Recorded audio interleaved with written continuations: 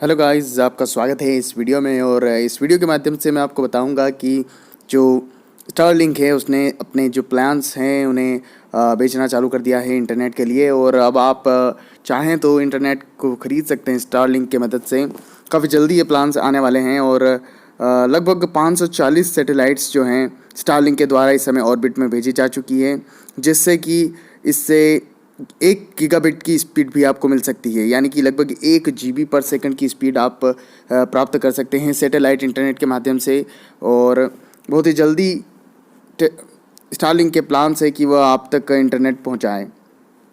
इस न्यूज़ 18 के इस आर्टिकल में जैसा कि आप देख सकते हैं साफ साफ लिखा हुआ है कि अब जो है इस स्पेस एक्स अपने स्टारलिंक के जो सैटेलाइट्स है उसके इंटरनेट को बढ़ाने के लिए वह बेच रही है। और इसमें जो लो अर्थ ऑर्बिट में जितनी भी स्टारलिंक की सैटेलाइट्स है उसके माध्यम से इंटरनेट को आप तक पहुंचाया जाएगा। इसके लिए जो बीटा टेस्ट्स हैं वह चालू हो चुके हैं और अब आप एक फॉर्म को भर करके ये अपने इंटरनेट को बुक कर सकते हैं। उस फॉर्म की वेबसाइट पर भी हम लोग चलेंगे, लेकिन उससे पहले आपको ये पूरा आर्टिकल मैं बताता हूँ कि इसके अंदर क्या लिखा हुआ है। इलोन मस्क की जो एरोस्पेस कंपनी है वह स्टारलिंक नाम के एक कॉन्स्टलेशन सैटेलाइट कॉन्स्टलेशन को काफ़ी सालों से बना रही हैं और इसके अंतर्गत लगभग 12,000 से ज़्यादा सैटेलाइट्स को पूरे अर्थ के ऑर्बिट में, लो अर्थ ऑर्बिट स्पेशली, उसमें रख करके आप तक इंटरनेट को पहुंचाया जाएगा, ऐसा प्लान्स है। और इसके अंदर मैटर नहीं करता कि आप किस जगह हैं दुनिया में, आपको इंटरनेट मिल सकता है। यहाँ तक कि इंडिया में भी अभी जो है प्लान्स हैं वो लगभग $80 पर मंथ है, यानी कि अगर आप देखें नॉर्मल प्लान्स तो उनसे काफ़ी महंगा प्लान स्टारलिंक का हमें लगता है, लेकिन जो इंटरनेट की स्पीड होगी वो भी काफ़ी फास्ट होगी। हालांकि एक प्रॉब्लम भी है जो जनरली सैटेलाइट इंटरनेट के माध्यम से हमें आती है, वो ये है कि एक हल्की सी लेटेंसी जो है क्रिएट हो जाती है। जैसे कि आप जानते हैं कि सैटेलाइट काफ़ी ऊपर होता है और उसके लिए रेडियो वेव्स जो जाती है उसको मोबाइल से ऊपर सैटेलाइट तक जाने में और वापस आने में थोड़ा समय लगता है, जो कि लगभग 25 मिलीसेकंड्स है।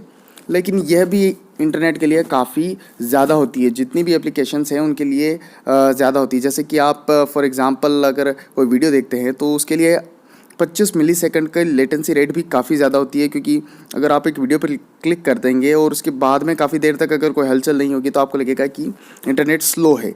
ऐसे में उन्होंने काफ़ी हद तक लेटेंसी को कंट्रोल करने की कोशिश की है और टेस्ला का कहना है और स्टारलिंक का कहना है कि वह आप तक कम से कम लेटेंसी रेट में ये पहुंचा पाएंगे। हालांकि अभी ये जो है काफ़ी बिगिनिंग स्टेज पर है और इसके जो प्लान्स है वो आना भी शुरू हो चुके हैं। जैसे कि आप लोग देख सकते हैं कि अब आप स्टारलिंक की जो है वेबसाइट पर जा कर के वहाँ का एक फॉर्म भर सकते हैं, जिससे आपको अपने एरिया में इंटरनेट किस प्रकार से चलने वाला है और उसकी पूरी जानकारी मिल सकती है। स्टारलिंक ने कहा है कि यूएस और कनाडा में इसी साल यानी कि 2020 में ही इंटरनेट वो प्रोवाइड करना चालू कर देंगे और उसके साथ साथ में वर्ल्ड के जितने भी बड़े बड़े पॉपुलेटिंग एरियाज़ हैं वहाँ पर भी इंटरनेट अगले साल तक के अंत तक वो पहुँचाना चालू कर सकते हैं। इसमें जो सैटेलाइट है वो लगभग 250 किलो की है और इसके लिए ये सैटेलाइट जो है काफ़ी हल्की है अगर हम देखें तो और उसके अंदर लगभग 4 पावरफुल एंटेनास जुड़े होंगे, जिससे कि इंटरनेट का जो है पूरा संचार होगा। इसमें जो सबसे लेटेस्ट सैटेलाइट का जो कॉन्स्टलेशन है वो भेजा गया है 13 जून को, जैसा कि आप लोग पहले ही जानते होंगे। और इसमें लगभग 58 नई सैटेलाइट्स को स्पेस के ऑर्बिट में बिठा दिया गया है और इसका मतलब ये है कि स्टारलिंक की 540 सैटेलाइट्स अब कंप्लीट हो चुकी है। हालांकि 12,000 काफ़ी बड़ा टारगेट, लेकिन 540 तक भी हम लोग अभी पहुंच चुके हैं। यानी कि स्टारलिंक काफ़ी हद तक अपने जो प्लान्स हैं उनको बढ़ा रहा है और लगभग 12,000 लो अर्थ ऑर्बिट सैटेलाइट्स को प्लेस करना है।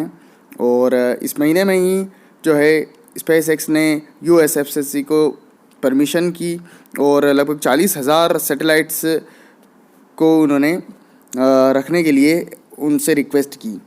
इसके अलावा जो 85% सिस्टम है वह 400 किलोमीटर की रेंज में ही होगा, यानी कि जितनी भी सैटेलाइट होगी 12,000 में से लगभग ज़्यादातर जो सैटेलाइट्स होगी वो लो अर्थ ऑर्बिट में होंगी, यानी कि 400 किलोमीटर के अंदर अंदर होगी। और बाकी जो सैटेलाइट्स होगी वो उनसे ऊपर होगी, जैसे कि उनका नेविगेशन ठीक से किया जा सके। जैसा कि आप लोग देख सकते हैं इस समय स्टारलिंक की वेबसाइट पर हम लोग पहुंच चुके हैं और यहाँ पर आपको जितनी भी चीज़ें हैं वो बताई गई हैं।